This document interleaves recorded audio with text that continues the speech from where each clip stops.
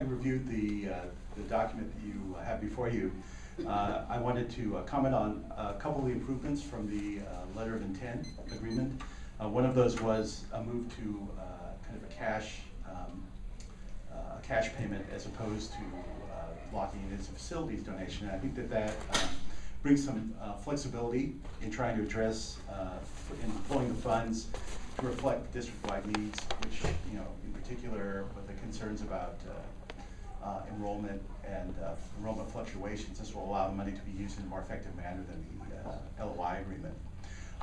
Also, a new element that was included in this agreement, the donation agreement, was the parcel tax equivalent, which was not present before. At least, I was aware of the discussion of that with FUHSD, but not CUSD. And I think that actually is a good thing that addresses a frequent community concern about the equity of parcel taxes that are imposed here.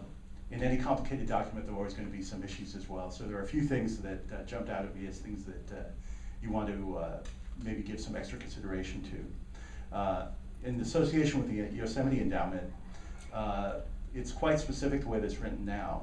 And with many of these things, the donation agreement won't happen for a couple years out. So one thing that I would consider maybe is looking at the wording there, to look at perhaps having an umbrella organization that funds the Yosemite science trip, rather than and move these funds into that rather than specifically to Yosemite. In the event that you continue to have fundraising issues in the next couple of years before this agreement takes place. The final one was again with parcel tax equivalency. The current agreement before you has an exemption for both seniors and below market rate units. In the agreement.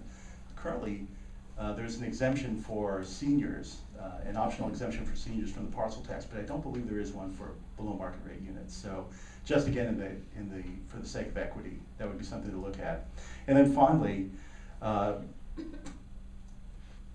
let's see. There's verbiage in there about how to maintain the terms of the agreement and breach. One of the areas that I would also be sensitive to is in the event that the parcel tax were to lapse, the current parcel tax were to lapse, the development agreement expires. So one of the things, I don't think there's any intention for that to happen, but in the event that becomes an issue, I would be careful to look at the wording of the agreement so that discussion of the fact that we need to maintain a continuous parcel tax for this development agreement to take place. You want to make sure that doesn't become a breach of your agreement around the campaign. I'm actually an alumni parent, so maybe I'm not going to be making any phone calls, but someone probably still has my number, so I think I'll be a little careful about that. And that's all my comments. Thank you very much. Thank you, David.